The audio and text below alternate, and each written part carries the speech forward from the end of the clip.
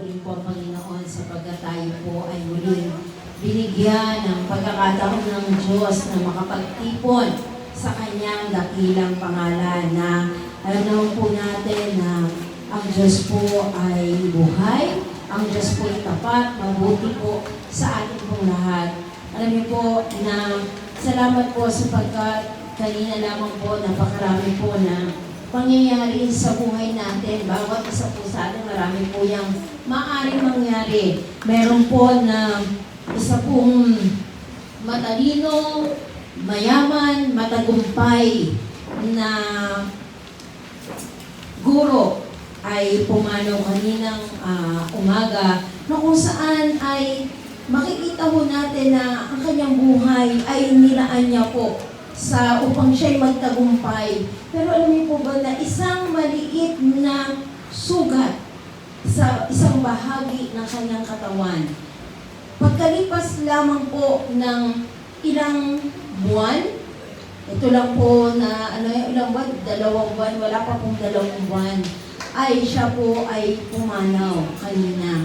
At alam niyo po ba na nakita ko po doon na kung saan ang kanya pong binigay na panahon sa kanyang pag-aaral, ang binigay niya pong katapatan sa paglilingkod niya doon po sa trabaho na kanya pong pinapasukan ay yun na lamang. Subalit nung siya po ay dumako sa isang hospital, siya po'y tinanggihan.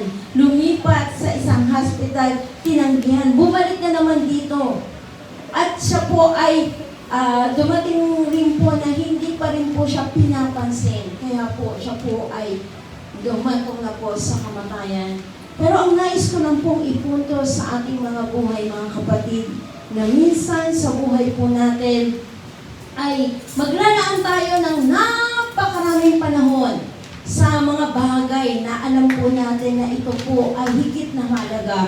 Subalit, lilipas po ang ilang taon, makikita natin na walang kabuluhan ang lahat ng bagay. Naging tapat ka sa tao, naging tapat ka sa isang kumpanya, naging tapat ka dun sa bagay na akala mo yun ang magbibigay ng tagumpay. Subalit, hindi po natin alintana na ang Diyos lamang po ang higit sa lahat na dapat po natin punahin at dapat po natin tunay na paglingkuran. Sapagkat ngayong gabi po ay ang ating pag-aaralan ay si Timoteo, na kung saan ito po ay naging anak sa pananampalataya ni Pablo. Ang sulat po ng unang Timoteo at ikalawang Timoteo ay sa panulat po yan ni Pablo. At makikita mo natin na ito pong si Timoteo ay isang kabataang Kristiyano na mula sa Asia, isang Griego ang kanyang ama at Hudyo naman ang kanyang ina. Siya po ay nakasama ni Pablo, nakatuwang ni Pablo sa pagpapahayag ng mabuting balita tungkol kay Jesucristo nung pong malapit na pong pumanaw. Kaya nga po pagdating po ng 2 Timothy chapter 4 verse 6 and to 8, makikita po natin na sinasabi na po sa kanya ni Pablo, malapit na akong pumanaw. Kaya po tagubilin, o ibig po sabihin, nagbibigay po ng paalala, ito pong si Apostol Pablo kay Timoteo. At ito po makikita po natin dito po sa unang Timoteo, kabanatang 1, talata pong 3 hanggang 5. Basahin po natin. Gaya ng ipinakiusap ko sa iyo bago ako mapunta sa Macedonia, nais kong manatili ka sa Efeso upang utusan mo ang ilang tao diyan na huwag magturo ng maling aral at huwag nilang pag-aksayan ng panahon ang mga alamat at mahahabang talaan ng mga angkan. Iyan ay pinagmumulan lamang ng mga pagtatalo at hindi nakakatulong sa tao upang matupad ang plano ng Diyos sa pamamagitan ng pananampalataya. Sa verse 5 po, ang layunin ng tagubiling ito ay upang magkaroon kayo ng pag-ibig na nagmumula sa pusong dalisay, malinis na budhi at tapat na pananampalataya. Kaya po dito makikita po natin na sa panahon po ng kabataan, ito pong si Timoteo, nakita po ni Pablo na ito pong si Timoteo ay malakas. Ito pong si Timoteo ay mapagkakatiwalaan. Ito pong si Timoteo maaasahan. Kaya nga po, patuloy niya pong ginawang Timoteo. Kaya po yung pong ibig sabihin ng Timoteo ay anak sa pananampalataya. Ibig sabihin po, isa po yan sa ginagabayan mo, inaakay mo. At minsan po sa ating buhay, tayo rin po ay naging Timothy. Tayo po'y naging Timoteo. Siguro po sa babae, gawin natin Timotea. Diba? Timoteo. Tayo po ay naging Timothy po ng mga nag-aalaga sa atin, na nagpapastol sa atin, upang tayo po sa ating pamumuhay ay magkaroon po tayo ng isang pusong dalisay, isang malinis na buti at tapat na pananampalataya. At makikita ho natin dito na si Timoteo po ay nagsilbi po siya, nangaral po siya sa lugar ng Efeso. Siya po ang naging kinatawan ni Pablo upang mangaral po doon po sa lugar ng Efeso. At nung siya po ay nangangaral, lagi po siyang tinatawagan, lagi po siyang kinakausap, tinatagupilingan. Nito pong si Pablo, lagi niya pong pinapaalala, kaya nga po doon po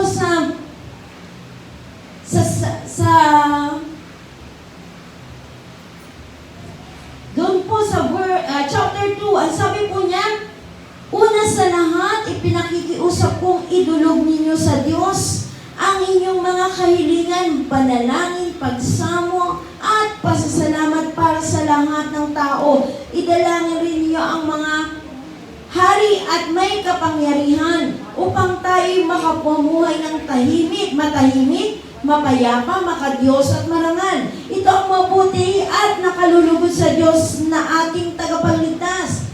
Ibig niya ang lahat ng tao ay maligtas at makaalam ng katotohanan ito. Sa verse 5, sapagkat iisa ang Diyos at iisa ang tagapamamagitan sa Diyos at sa mga tao, ang taong si Kristo Jesus. Inihandog niya ang kanyang buhay upang tubusin ang lahat mula sa kasalanan. Ang katotohanan ito ay pinatunayan sa takdang panahon. Mga kapatid, ito po yung inukilkil ni Apostol Pablo sa isipan, sa puso po nito pong si Timoteo, na ang sabi niya po gano'n, maging mapanalangin ka, ipanalangin mo ang iyong mga kapatiran, ipanalangin mo ang mga may kapangyarihan, ipanalangin mo upang sa gayon magkaroon ng tunay na kaligtasan ang lahat ng iyong nasasakupan. Sapagkat alam na alam po ni Pablo na sa kabataan po, kapag po tayo ay bata pa sa pananampalataya, madali pa po tayong mahikayat ng sanlibutan. Madali pa po tayong maagos ng takbo ng sanlibutan.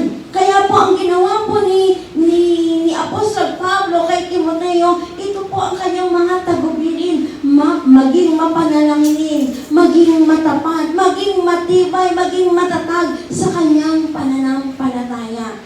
Kaya po, sa buhay po natin, ito rin po yung nais ng Diyos na alalahanin po natin. Dito po sa Timoteo, makikita po natin dyan na maging mapagbantay po tayo sa mga huwad na katuruan. Sapagkat darating po yung panahon, marami pong magpapanggap na napakaganda magturo, makikita mo natin, ang galing po ng kanilang pagtuturo, gagamit po siya ng mga, kumbaga po sa mga mabulaklak na salita upang tayo po'y mahikayat. Pero tandaan po natin, ang tunay na tao na merong takot sa Diyos, ang tunay na alagad ni Kristo ay yung pong may tunay na pananampalataya sa Diyos. At kapag po may tunay na pananampalataya sa Diyos, meron po yung pamumuhay na tapat. Meron po yung maganda, maayos na pamumuhay. Kaya nga po, dito po sa, tanong po tayo, dito po sa 2 Timothy chapter 3, verse 1, dapat mong malaman na sa mga huling araw ay darating ang mga panahon ng kaguluhan, sapagkat ang mga tao ay magiging maibigin sa sarili, maibigin sa salapi, palalo, mapagmataas, mapagsamantala, suwail sa magulang, walang utang na loob at kapastangan sa Diyos. Sila'y magiging walang pagmamahal sa kapwa, walang habag, mapanirang puri, walang pagpipigil sa sarili, marahas at walang pagpapahalaga sa mabuti. Sila'y magiging mga taksil, padalos-dalos, mayayabang, maibigin sa kalayawan sa halip na maibigin sa Diyos. Sila'y may anyong pagiging makadiyos, ngunit hindi naman nakikita ang kapangyarihan nito sa kanilang buhay. Pamumuhay. Iwasan mo ang ganyang uri ng mga tao. May ilan sa kanila nagagamit ng panilinlang upang makapasok sa mga bahay ng mga babaeng madaling malinlang.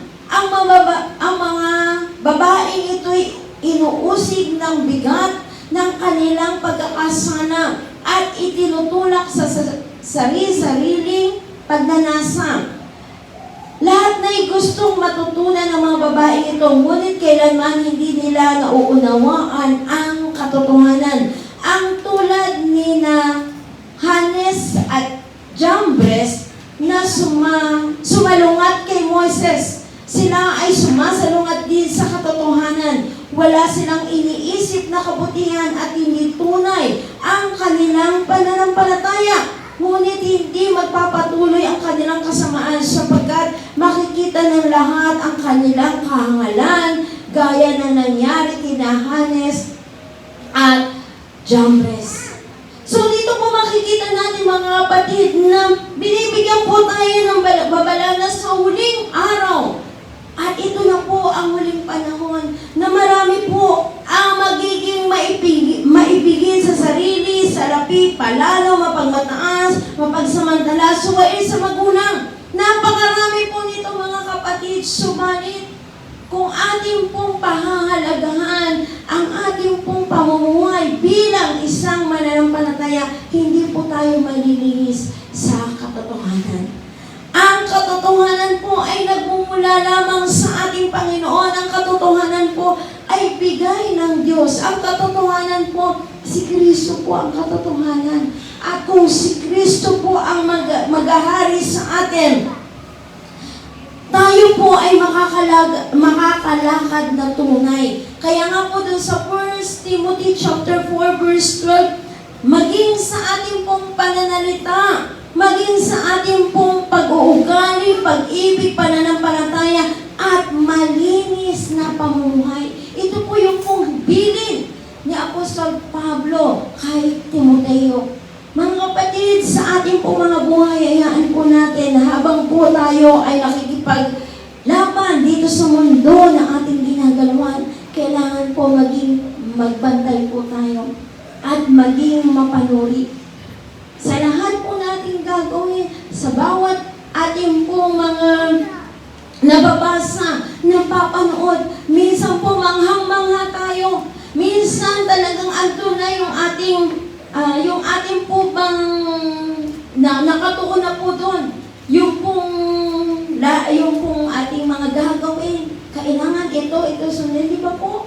Makikita mo natin na kapag magluluto ka ng kare-kare, dati alam mo yun eh. Ngayon, pupunta ka sa kasi merong dagdag eh. Kumbaga, ano yung may tawag yung isang luto, tapos ginagawang kakaiba. Ano po ba tawag doon? Po doon eh. Nakalimutan ko po yung word. Meron po tawag doon yung po bang iniiba. Imbis na dati po, pag alam natin yung kare-kare, ito pero ginagawang ano yan? Ha? Parang yung iniiba po yung ginagawang sinigang. Mahilig sa sinigang. Di ba po, minsan, sa buhay po natin mga kapatid ay pag po, halimbawa, alam mo naman magluto, pero pupunta ka pa sa YouTube. Hindi mo pumunta sa YouTube, pero titignan mo paano ba yung magandang trending. Di ba? Parang yung dati ice cream, pag sinabing ice cream, flavor po yan, ito lang, ito. Ngayon, meron na sili. Di ba? Meron na kung yung po ba? Ano bang tawag doon? Basta yung ganun po, yung iniiba yung, ano ba yun? Parang, May crocodile eyes. may crocodile. Alam niyo po, po kami noon, ng crocodile na nung nagpunta po kami minsan sa Davao. Meron po nung isang booth na crocodile ice cream. Talagang, alam niyo po ba na pinipilano yun, ang bilis ng po noon. Meron po durian ice cream. Yun po talaga kakaiba kasi po, nag-check-in po kami doon sa Crocodile Farm. Kaya, nagpunta po kami doon, talagang puro crocodile siya. Nakakita kami ng malaki, maliit na crocodile, at meron nga po pati crocodile coffee. Gusto niyo yan? Susunod, butiki, kakainan na, gagawin na rin ice cream yan. So, sa ating pong mga buhay, mga kapatid, napakarami pong ibinibigay sa atin ng mundo. Sumalit, ito pong mga tagubilin ni Apostol Pablo na tayo po sa ating pong pananampalataya, sa ating pong pamumuhay bilang isang Kristiyano ay maging aware po tayo. Yung po bang awareness natin na kapag ikaw ba may nakita kang isang butas, tatanong ka ba doon? Doon ka ba dadaan? Tatanungin mo ba yung butas na yun? Di ba po hindi? Iiwas ka po doon sa butas. Iiwas ka po doon para hindi po tayo mahulog doon sa doon sa butas na yun at mapahamak. Sometimes po, we Christian, tayo po mga Kristiyano, alam na po natin na ito po'y patibong ng kaaway, pero still po, tayo pa rin po ay napapatianod. Sumusunod pa rin po tayo sa takbo ng sanlibutan ito. Yun nga po na ibahagi ko last Sunday doon po sa DRT, doon po sa Malaysia na kung saan yung pong 5G na tinatawag. Alam niyo po ba yung 5G? Yung 1G po, yung 1G po na tinatawag, yun po yung mga wireless na mga telephone, yung meron pa pong tapos dinadial pa natin ngayon. Ang tawag po doon 1G. Yung 2G po, yung pong mga analog, yung malalaki. Yung 3G po, yung pong mga Nokia, yung pong mga keypad na. Pagdating po ng 4G, ayun na po yung mga Android, mga iPad. Ngayon po, meron na 5G. Alam niyo po ba yung 5G? Napaka-high-tech po nila. Sa isang building po sa Malaysia, umakyat po kami, tawag po doon TRX. Nakita po namin yung kabuuan ng Malaysia. Sa ospital, meron po dito, sa mga building, makikita niyo po doon. At pagpasok niyo po doon sa gusaling doon, meron po doon room na madilim, pero nung pinicturean kami, ang daming ilaw. Pero pumasok po kami doon, nakakulong po kami sa isa na madilim. Pero pagkita namin sa picture, may ilaw. At alam niyo po ba, pag po naka-5G yung inyong pong cellphone, pag po bibili kayo, pumunta kayo doon sa tindahan, hindi na po kayo magagaganon. Pag po daan niyo doon sa cashier, nabawasan na yung pong nasa pay. May tawag po sila doon sa kanilang, sa atin po, GCash. Meron po ngayon mas high-tech. Pag po dumaan ka sa cashier, kung ilan yung kinuha mo, detect po nila, kahit ilagay mo pa sa bulsa mo, ilagay mo pa sa bag mo, alam kung ilan yung kinuha mo.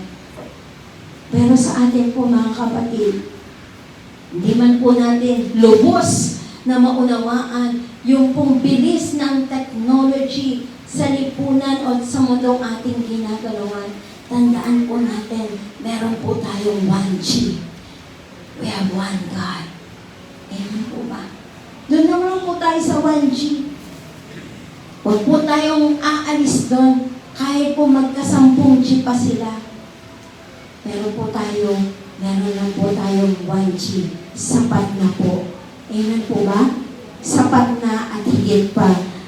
Sa 1 Timothy po, chapter 6, verse 11 hanggang 12.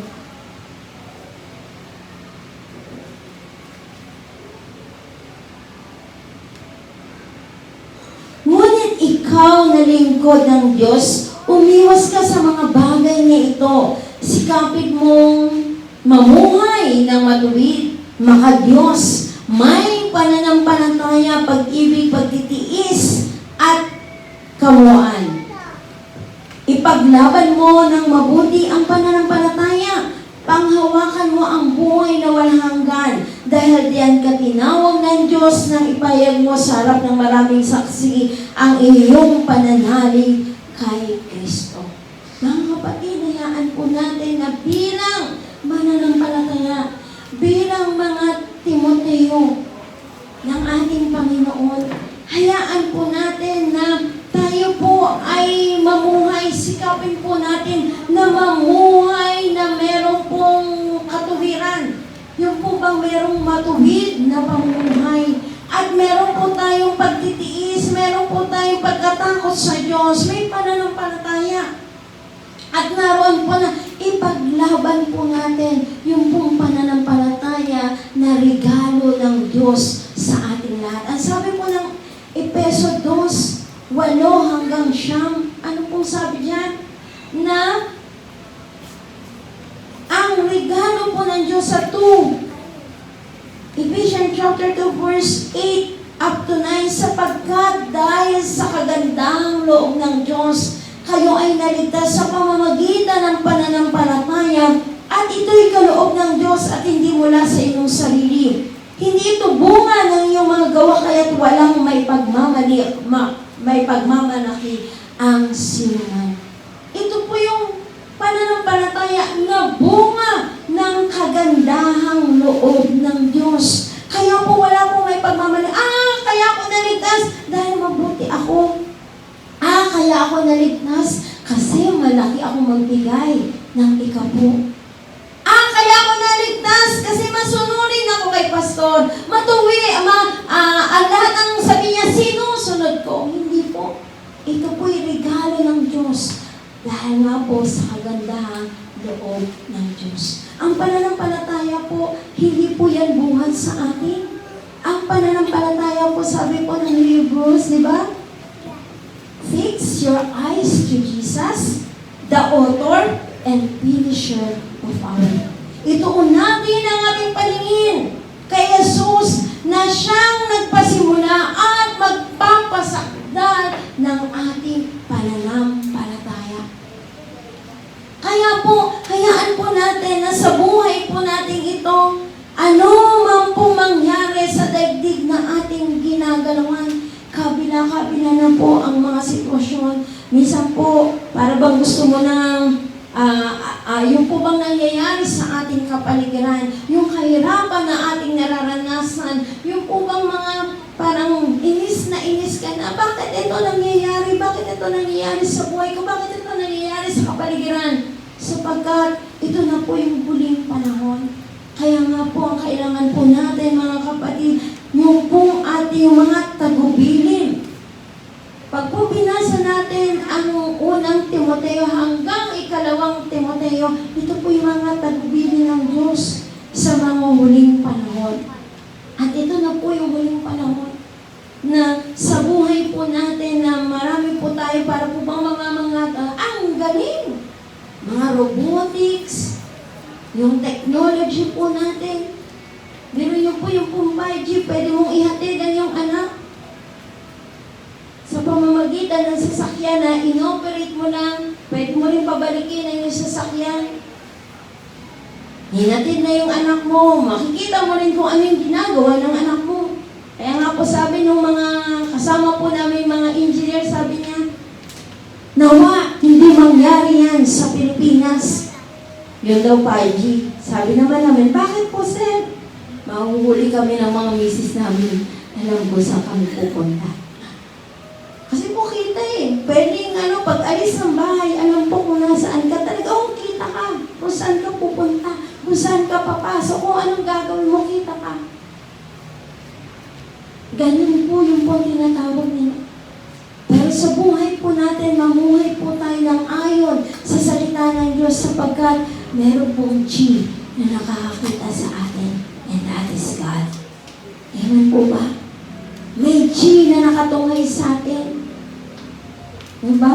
Na laging nakaantabay sa atin. The eyes of the Lord is run through and through. Ibig po sabihin, kahit saan ka po tumungo, nandun ka man sa kalaliman, nandun ka man sa kaliwanagan, nandun ka man sa kabundukan, kaburunan, o sa kuweba man yan, ang Diyos natatanaw po tayo. Kaya, hayaan po natin na sa pamamagitan po ng mga tagubilin ni Apostol Pablo kay Timoteo, ito po'y tagubilin rin po para sa ating lahat. Na magbantay po tayo sa ating pong pananampalataya. Ihanda po natin ang ating puso. Kaya alam niyo po ba ito pong si Timoteo, nagkaroon po siya ng karamdaman. Nagkaroon po ito ng sakit. Subalit sa kabila po ng sakit na kanyang naranasan, alam niyo po ba na hindi pa rin po tumigil itong si Timoteo pag po nabasa niyo. Lagi lang po natin na nababasa o lagi lang po natin na ibinubuka ng bibig natin, ito pong si Pablo. Si Pablo, matatag sa pananampalataya. Si Pablo, tapat na lingkod ng Diyos. Pero alam niyo po ba, ito pong si Timoteo, hanggang sa kanyang karamdaman, ipinaglaban niya po yung kanyang pananampalataya. Sa ating pong buhay, may karamdaman po ba tayo? May kapigatian, kahirapan, o anumang sitwasyon sa ating mga buhay, kaya po ba natin ipaglaban yung ating pananampalataya? Ibig po sabihin na sa kabila ng kalakasan ng katawan, sa kabila ng kahinaan ng katawan, kay Kristo po tayo. Sa kasaganaan, kay Kristo tayo. Sa kahirapan, kay Kristo pa rin tayo. Hindi po pagka masagana ka na, tagumpay ka na, umaalis ka na, pumupunta ka na sa mga lugar na kung saan, ay, marami akong dapat gawin, busy na ako. Pero ito pong si Timoteo, mga kapatid, nagkaroon siya ng karamdaman, subalit patuloy na rin pinaglaban ang kanyang pananampalataya. At nawa po sa ating pong mga buhay, hayaan po natin na anumang pong ating maranasan, huwag po tayong lalayo sa Diyos. Maalala po natin yung pong tagubilin niya na makapamuhay po tayo ng ayon sa kalooban ng Diyos. Nakapagtapos ka na ng pag-aaral, naghahanap buhay ka na. Nakapagtapos ka na, hindi ka na dumalo. Ay, kasi ito na yung trabaho ko. Ito na yung kailangan dito na ako. Talagang ando ka, mag-overtime. Katulad nga po ng kinakwento ko sa inyo kanina. Ito po ay batch ng aking pong pamangkin at nag-post po sa Facebook yung kanya pong professor. Sabi mo, natatandaan mo ba ito? Alam niyo po ba sa organisasyon po nila doon sa school? Siya po ay vice president sa kanilang alumni. Matagumpay po. Pero isang maliit na sugat ang kanya pong buhay ay nagwakas. Kaya nga po sabi po ng aking pamangkin, sabi niya, nakapanghihinayang. Matalino po ito, mami, sabi sa akin. Matagumpay ang kanyang hanap buhay. Subalit ang buhay niya, hindi binigay sa Diyos. Ang buhay niya, ay inilaan niya sa paghahanap buhay. Pagsasahod na, pasyal dito, pasyal doon. Yun po yung nakakalungkot. Kaya sa buhay natin mga kapatid, nag-aaral ka man, nagtatrabaho ka na, nag-asawa ka na, nagkaanak ka na, manatili po yung ating pananampalataya sa Diyos. Manatili po yung ating pag-ibig sa Diyos. Naalala ko po nung kami po ay unang nagkaanak ni Pastor, si Jane pa lang po yung aming anak. Alam niyo po ba, wala pa pong isang buwan yan. Dala-dala po namin sa Bible study. Nung naging dalawa po, dala pa rin po namin sa Bible study. Hindi po naging hadlang yung aming mga anak sa paglilingkod sa Panginoon. Kaya mga kapatid, ano man po yung ating kasalukuyang ginagawa, huwag pong maging hadlang pa. Ay, Sister Joy, kasi college na ako, kailangan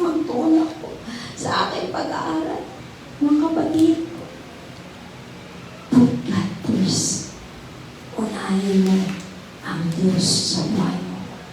Kapag inuna mo ang Diyos sa buhay mo, sabi po ng Matthew chapter 6 verse 33, but seek ye first the kingdom of God and His righteousness, and all these things shall be added unto you. Basahin po natin sa wikang Filipino para po lubos po nating maunawaan na ang Diyos po sa kanyang pangako ay tapat. Bawat letra, bawat kataga, ay hayaan po natin na marinig po natin ngayong gabi. Wala pong nag-una sa kaharian ng Diyos na hindi po niya sinamahan, hindi niya po pinagpala, hindi niya po tinugon sa lahat ng kanyang pangangailangan. Sa 6:33 po, ngunit higit sa lahat ay bigyang halaga ninyo ang kaharian ng Diyos at ang pamumuhay ng ayon sa kanyang kalooban, at ibibigay niya sa iyo ang lahat ng mga bagay na ito. Hindi po sinabing ang ilan sa mga bagay na ito, kundi ang lahat. Ang lahat. Pag sinabi pong ang lahat, may natira po pa kaya? Halimbawa, 10 ang kailangan mo. 9 lang ba ang ibibigay ng Diyos? 9 lang po ba? Di ba po hindi? Ang pangako po ng Panginoon, ang lahat. Kung ano po yung ating pangangailangan, lahat po yan ipagkakaloob ng Diyos. Karunungan, pang-aral mo, pabor, lahat po yan sama-sama. Kalakasan, physical, mental, emotional, lahat po yan ipagkakaloob ng ating Panginoon. Meron po ako isang kakilala nag-aral sa UP. Nag-dorm! Hindi na po uma-attend sapagkat doktor po ang kanyang ginagawa. Sige, aral. Nagsusunog ng kilay. Nagpupuyat, kakabasa ng libro. Hindi po masamang mag-aral. Subalit dahil gusto niya po maging top. Gusto niya po makuha yung pong pinakamataas na marka. Gagraduate na lamang po. December. May tumawag. Sabi niya, Ma'am, sundin niyo ang anak niyo dito sa iyo. Itong nanay, dali-dali, ang mag-asawa, dali-dali pumunta sa UP. Tinundo ang anak. Ang anak na magtatapos ng doktor sa buwan ng Abril, sa susunod na taon, nakatulala. Anak, nangyari sa'yo, tulalang nakatingin. Inuwi dito! Taga Valenzuela po. Inuwi dito! Tulala pa rin. Ilang linggo, lumipas, tulala ang anak. Pumunta ang nanay, ang tatay doon sa school. Sabi niya, Ma'am, dinala ko dito ang anak ko na matino. Bakit yung ayaw magsalita? Dinala nila sa isang psychiatrist, pinatingnan. Di ba rin nagsasalita? Umuwi sila ng bahay. Dinala ulit! Ikatatlong pagdala, doon lamang po nagsalita.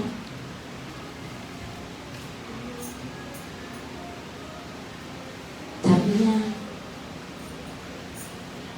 ayoko na mag-aral. Ayoko na mag-aral. Ayoko na mag-aral. Ayoko na mag-aral. Isang salita lamang po ang narinig niya sa kanyang guro. Ang lahat ng pinag-aralan niya sa 8 taon. Kasi po 8 taon lang naman yung pag-aaral. Yung po 2 taon, mag-i-intern po yan. 8 taon na pag-aaral. Nasabi sa kanya, hindi mo kaya. Hindi mo kaya. Hindi mo kayang maging doktor.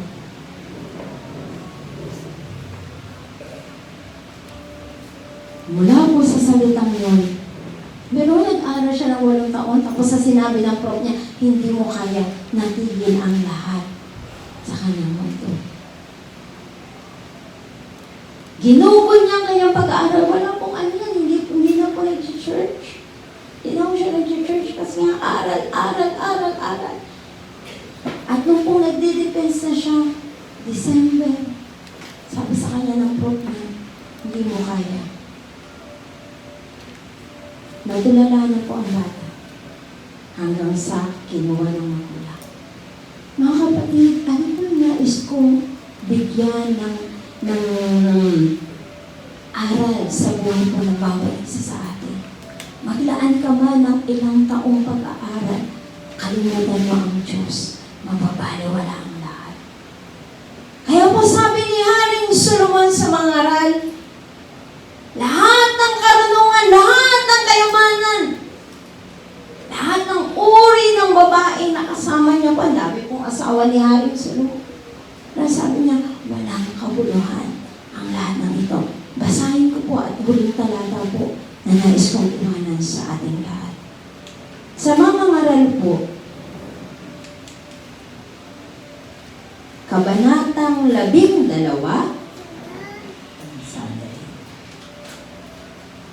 sa mga ngaral, chapter 12, verse 13, tama po ba?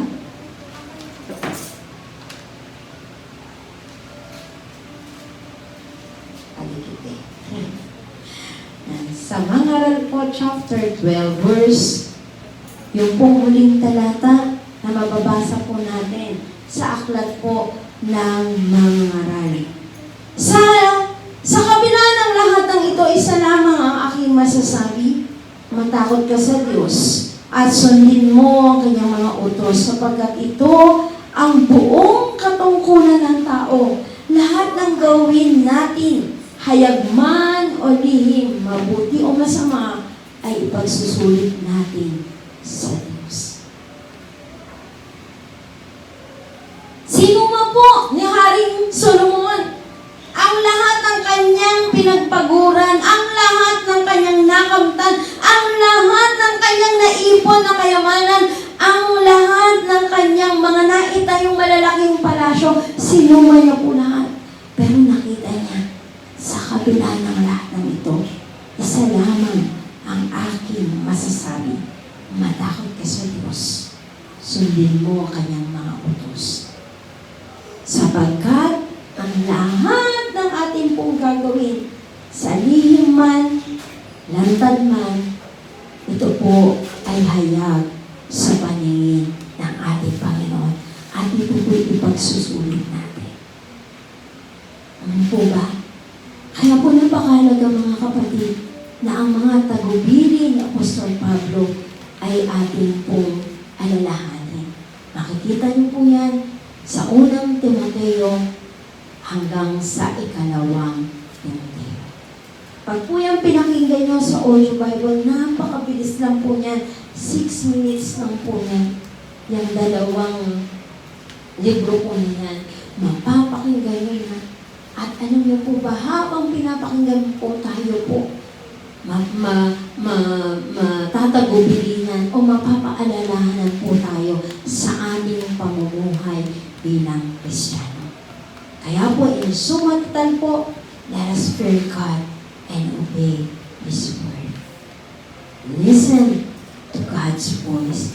Pakinggan po natin ang boses, ang tinig ng ating Panginoon. Tayo po lahat ay tumayo.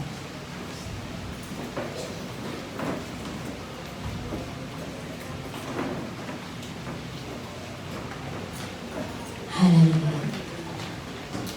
Ama namin Diyos na mga pangyarihan sa lahat, na may gawa ng langit at lupa. Salamat po Panginoon sa mga salita mong amin po na pagbulay-bulayan, na kami bilang mananampalataya ay patuloy na po kaming manatili, mamuhay bilang tunay na nanaliwanagan ng iyong salita, bilang tunay na mga anak mo, bilang tunay na Kristiyano.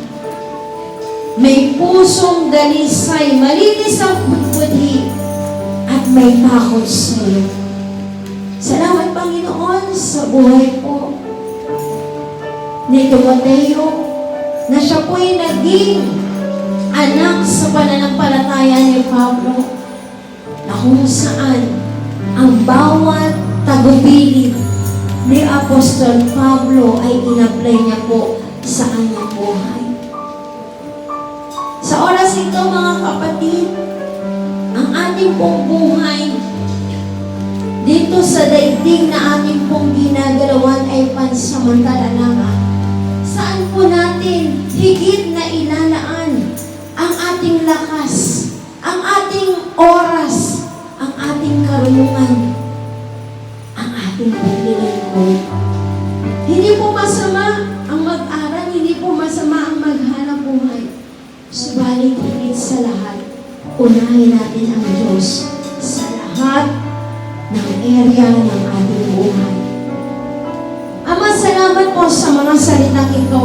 Nawa, Panginoon, ito po'y ilagay mo, itimo mo sa aming mga puso. Itanim mo, iukit mo sa aming mga puso. Katulad nga po ng sinasabi ng awit. Sabi po ni Haring David, I have hidden your word in my heart that I might not sin against it. Tinatago niya ang bawat salita mo sa kanyang puso pang hindi siya mahulog sa pagkakasala. Kaya mo, Panginoon, na sa aming mga buhay, alalahanin namin ang iyong mga tagubilin. Alalahanin namin, Panginoon, ang pananampalatayang pinasimulan mo sa aming pong mga buhay. Salamat, Panginoon. Salamat po.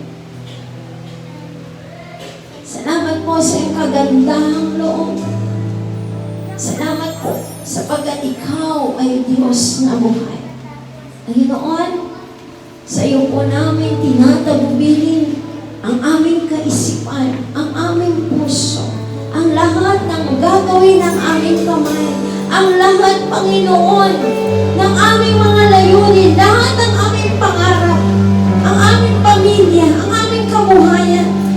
Sa iyo po namin pinagkatiwala at alam po namin na sa iyo'y merong katalumpanan.